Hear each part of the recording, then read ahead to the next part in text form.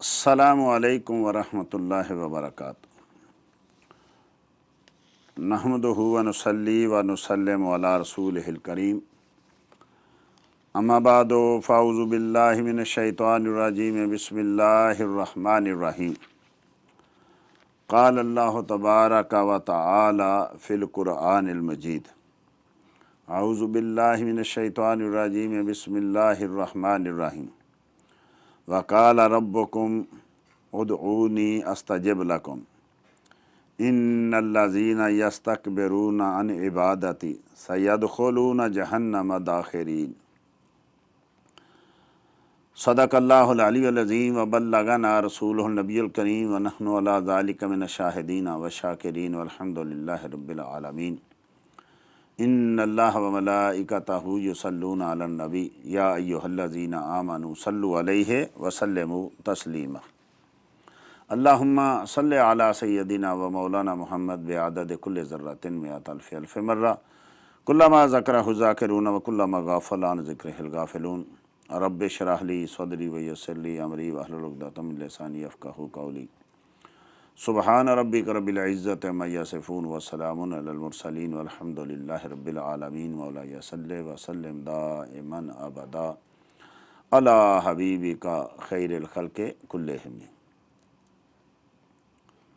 حضرات، جیسا کہ آپ جانتے ہیں کہ یہ فتنوں کا دور ہے، ہمیں اسلام کی ہر چیز سے تشکیک میں ڈالا جا رہا ہے۔ نمازیں، روزے، حج، زکوٰۃ، دعا، ہر معاملے میں کوئی نہ کوئی آدمی ہمیں شک میں ڈالتا ہے، یہ ایسے نہیں ایسے ہونا چاہیے، ایسے نہیں ایسے ہونا چاہیے۔ نئے نئے محققین، انٹرنیٹی مفتی اور علماء ایسا سمجھتے ہیں کہ شاید ان سے پہلے علماء اکرام نے احادیث نہیں پڑھی، بلکہ بڑے دھڑلے سے کہتے ہیں کہ یہ مولوی بیان نہیں کرتے۔ ابھی کسی دوست نے ایک دو ویڈیوز بھیجی کچھ علماء اکرام کی کہ وہ کہہ رہے ہیں کہ یہ جو دعائیں، یہ جو دعا ہم روزہ کے افطار کے وقت پڑھتے ہیں، یہ بدعت ہے، یہ ثابت نہیں ہے، یہ غلط ہے۔ دیکھیے، ایک طریقہ ہوتا ہے کہ یہ تو آدمی کہہ سکتا ہے کہ بھئی یہ دعا زیادہ صحیح حدیث میں ہے، یہ دعا کم صحیح حدیث میں ہے، یہ دعا جو ہے یہ ضعیف حدیث میں ہے، یا یہ دعا جو ہے گھڑی ہوئی ہے، یہ دعا کسی نے مانگی نہیں ہے۔ مطلقاً ایسا کہہ دینا کہ یہ دعا غلط ہے، یہ بدعت ہے، یہ صحیح نہیں ہے۔ اب امت ساری یہ دعائیں مانگ رہی ہے، بھئی ٹھیک ہے، اگر کسی اور حدیث میں اور دعا ہے تو وہ بھی مانگو، منع کون کرتا ہے؟ رب سے جتنا بھی مانگو، جیسا ابھی کہ میں نے آیت کریمہ تلاوت کی کہ اللہ جل مجد الکریم ارشاد فرماتا ہے کہ تمہارا رب کہتا ہے تم کو کہ مجھ سے دعا مانگو، میں تمہاری دعاؤں کو قبول کروں گا، اور جو مجھ سے دعا مانگنے میں جو ہے تکبر کرتا ہے، دعا نہیں مانگتا، پھر ہم اس کو جہنم میں داخل کریں گے۔ تو دعا تو زیادہ سے زیادہ مانگنی چاہیے، لیکن یہ کہ اب دعاؤں سے بھی روکا جا رہا ہے کہ یہ نہ کرو، وہ نہ کرو، یہ نہ پڑھو، وہ نہ کرو۔ تو وہ ایک دوسری حدیث پیش کر کے وہ ثابت کر رہا ہے کہ یہ حدیث ثابت ہے، اس کے علاوہ باقی سب بدعات ہیں۔ تو مختصر وقت میں جو دعا عام طور پہ آج افطار کے وقت مسلمانوں کی اکثریت پڑھتی ہے، یہ امام ابو داؤد نے اس کو نقل کیا، جلد نمبر 4 صفحہ نمبر 40، حدیث نمبر 2358۔ امام عبداللہ ابن مبارک، یہ امام المسلمین ہے، یہ اپنی کتاب الزہد و رقائق، جلد نمبر 1 صفحہ نمبر 495، حدیث نمبر 1410۔ السنن الصغیر للبیہقی، جلد نمبر 2 صفحہ نمبر 112، حدیث نمبر 1391۔ مصنف ابن ابی شیبہ، حدیث نمبر جلد نمبر 6 صفحہ نمبر 330، حدیث نمبر 9837۔ دار قطنی فی الافراد، صفحہ نمبر 102 اور حدیث نمبر 21۔ امام طبرانی کی کتاب ہے جز فیہ ما انتقا ابن مردوی، صفحہ نمبر 256، حدیث نمبر 122۔ کتاب الدعاء للطبرانی، صفحہ نمبر 286، حدیث نمبر 918۔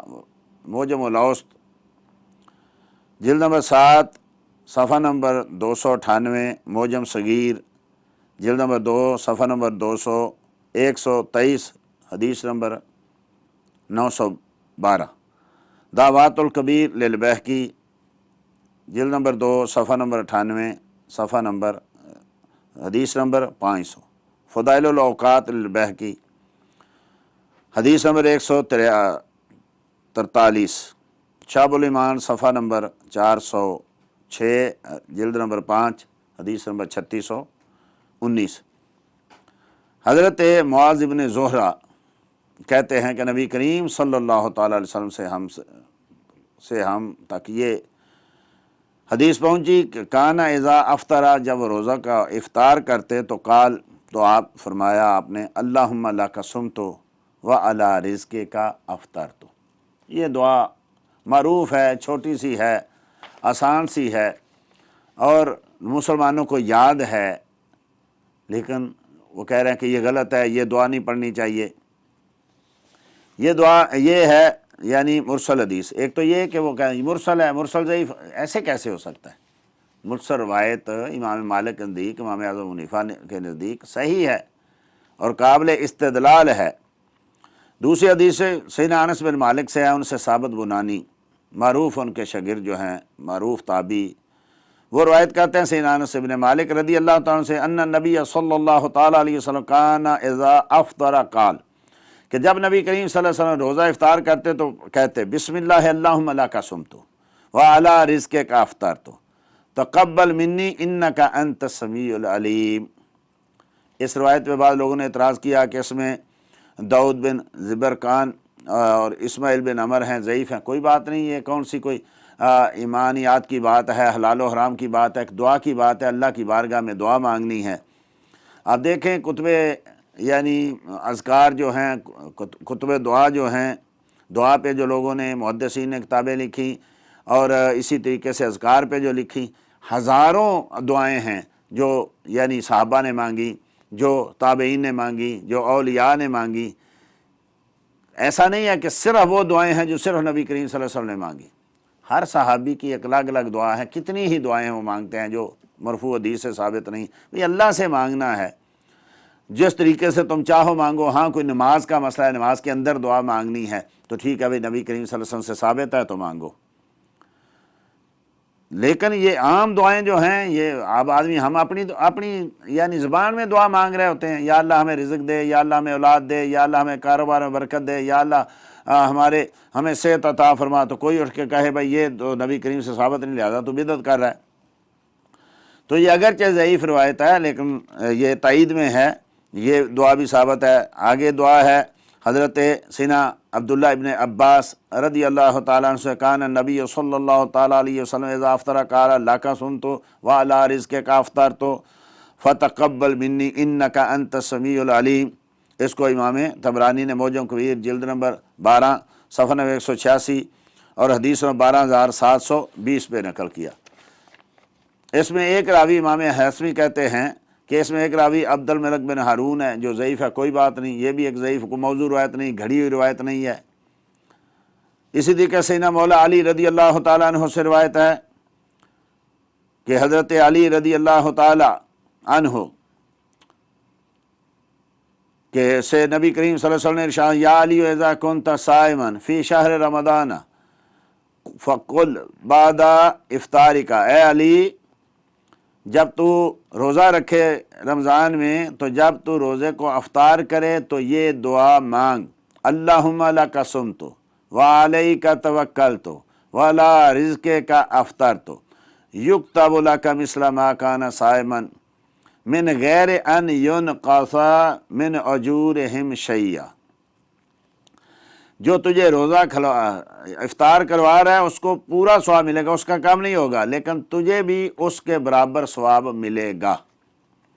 اس کو امام حارث نے نقل کیا اور یہ بغیت الباس عن زوائد مسند حارث جلد نمبر 1 صفحہ نمبر 526 حدیث نمبر 469، والمطالب العالیہ جلد نمبر 6 صفحہ نمبر 141 اور حدیث نمبر 1076۔ آگے حدیث شریف ہے یہ حضرت عبداللہ بن عمر بن عاص رضی اللہ تعالی عنہ سے، ان سے عبداللہ ابن ابی ملیکہ روایت کرتے ہیں، قال یقول قال رسول اللہ صلی اللہ علیہ وآلہ وسلم ان للصائم عند فطرہ لدعوۃ ما ترد، کہ ہر روزہ دار جب روزہ رکھے اور جب وہ افطار کرے تو جو دعا مانگے اللہ اس کو قبول فرماتا ہے، رد نہیں کرتا۔ قال ابن ابی ملیکہ، یہ تابعی ہیں، یہ کہتے ہیں جب یہ حدیث بیان کی میں نے سنی تو سمعت عبداللہ ابن عمر یقول اذا افطر، کہ جب سیدنا عبداللہ ابن عمر بن عاص رضی اللہ تعالی عنہم روایت کرتے تو یہ کہتے اللہم انی اسألک برحمتک التی وسعت کل شیء ان تغفر لی۔ یہ حضرت صحابی ہیں جو دعا مانگ رہے ہیں افطار کے وقت۔ اس کو امام ابن ماجہ نے سنن میں اس کو روایت کیا، جلد نمبر 1 صفحہ نمبر 557، حدیث نمبر 1753۔ ابن سنی نے عمل الیوم واللیلہ میں صفحہ نمبر 431 اور جلد نمبر 400 حدیث نمبر 481 مستدرک امام حاکم نے اس کو مستدرک علی صحیحین میں نقل کی، صفحہ نمبر 1 جلد نمبر 1 صفحہ نمبر 583، حدیث نمبر 1535۔ بہقی نے الدعوات الکبیر میں حدیث نمبر 501 اور فضائل الاوقات میں حدیث نمبر 142 اور شعب الایمان میں حدیث نمبر 3621۔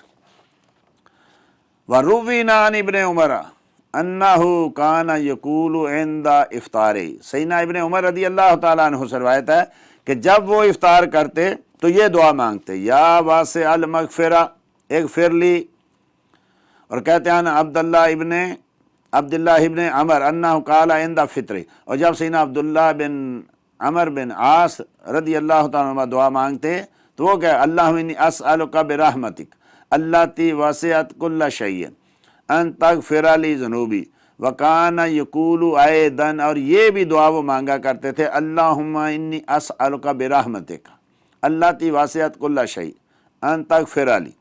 اس کو ابن ماجہ نے نقل کیا اور امام ابن حجر نے تخریج الاذکار میں اس کو کہا کہ یہ حدیث حسن ہے، اور ساتھ یہ کہا کہ یہ بھی دعا ساتھ مانگا کرو اللہم لک صمت وعلی رزقک افطرت۔ آگے دوسری ایک اور حدیث شریف ہے، یہ بھی سیدنا انس بن مالک رضی اللہ تعالیٰ عنہ سے ہے، قال قال رسول اللہ صلی اللہ علیہ وآلہ وسلم اذا قرب الی احدکم طعام وهو صائم، جب تمہارے سامنے کوئی کھانا لائے اور تم روزے دار ہو، روزہ افطار کرنے لگے ہو، تو کیا کہو؟ بسم اللہ والحمد للہ اللہم انا لک صمت وعلی رزقک افطرت سبحانک وبحمدک تقبلہ منی انک انت السمیع العلیم، اخرجہ شجری فی ترتیب الاعمالیہ الخمیسیہ صفحہ نمبر 1 جلد نمبر 1 صفحہ نمبر 344 اور حدیث نمبر 1213۔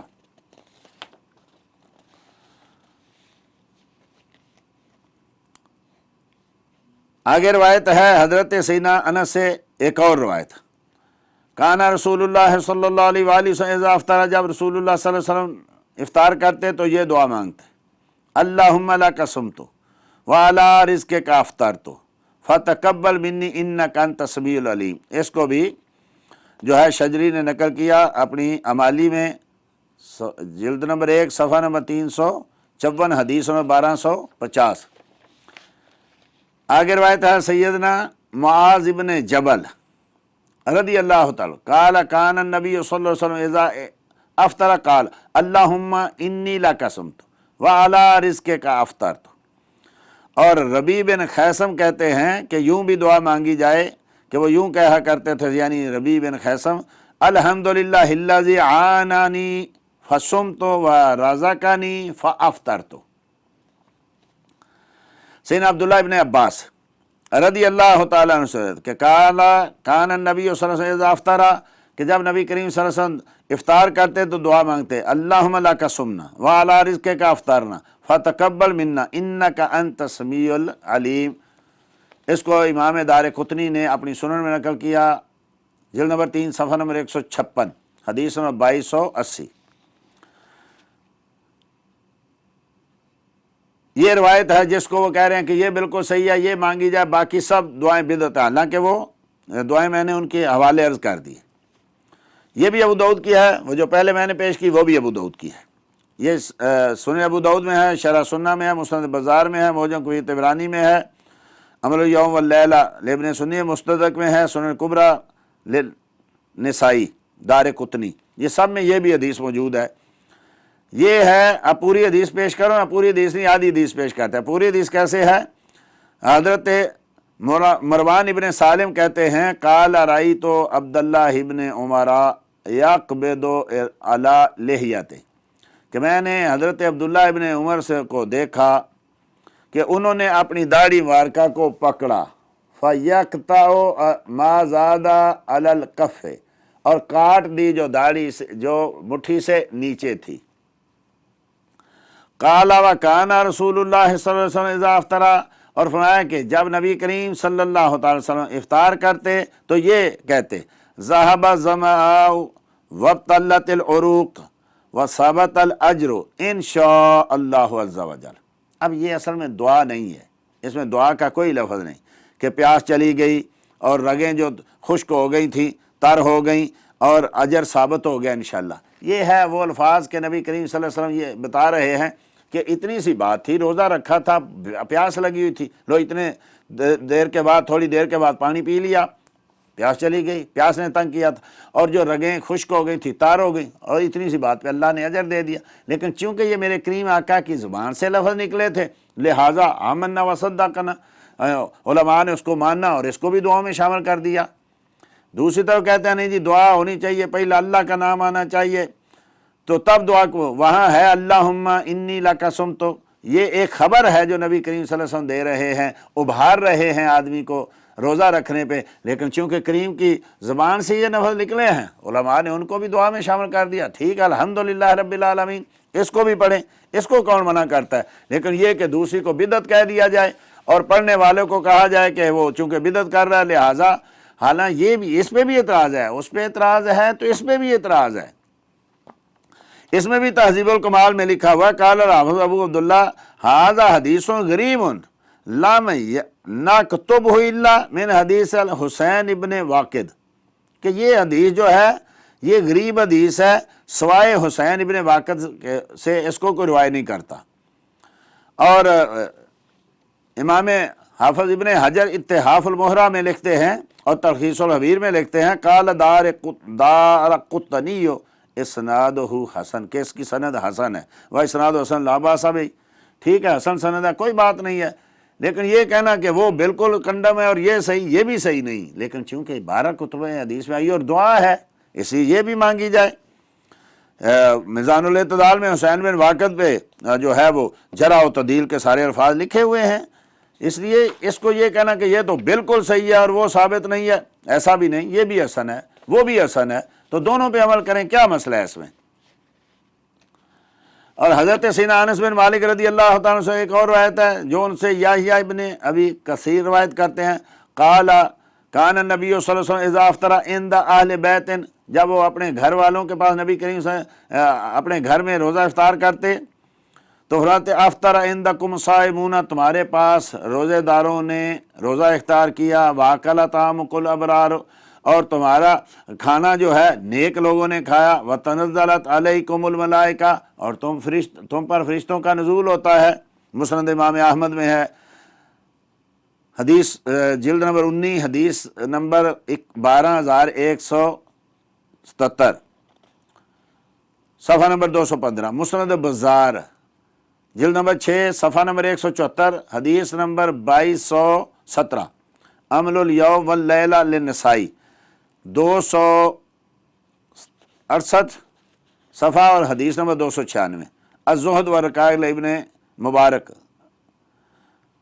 جلد نمبر 1 صفحہ نمبر 500، حدیث نمبر 1422۔ دعا للطبرانی صفحہ نمبر 287 حدیث نمبر 922 موجم الاوسط حدیث نمبر 301 ابن سنی کی عمل الیوم واللیلہ حدیث نمبر 482۔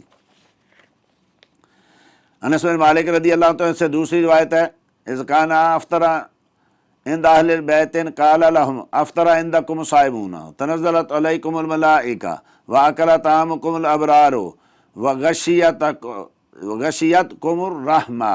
امام احمد نے اس کو روایت کو نقل کیا۔ سیدنا عبداللہ بن عمر رضی اللہ عنہ کہتے ہیں اللہم انی اسألک برحمتک اللاتی وسعت کل شیء ان تغفر لی ذنوبی۔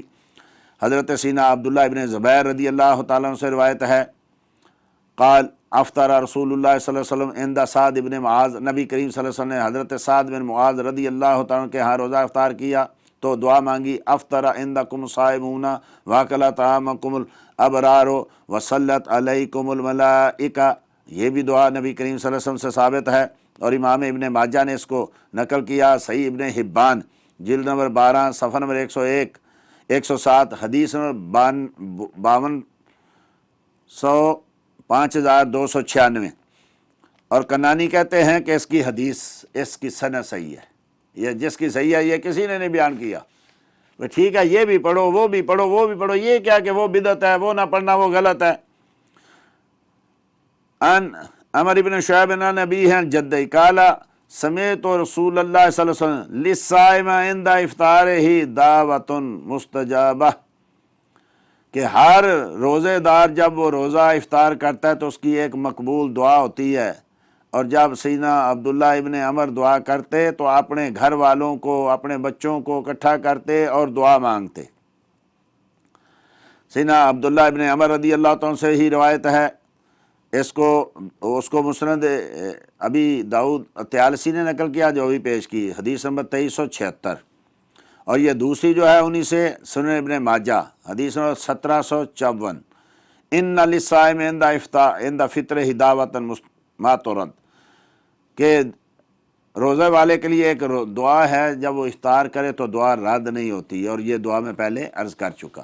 تو یہ دیکھیں، یعنی تینوں چار دعائیں جو ہیں سب حدیث سے ثابت ہیں، لہذا کوئی بھی دعا مانگی جائے کوئی بدعت نہیں ہے۔ اللہ ہم سب کی دعاؤں کو، ہمارے رمضان کو، ہماری عبادتوں کو قبول فرمائے۔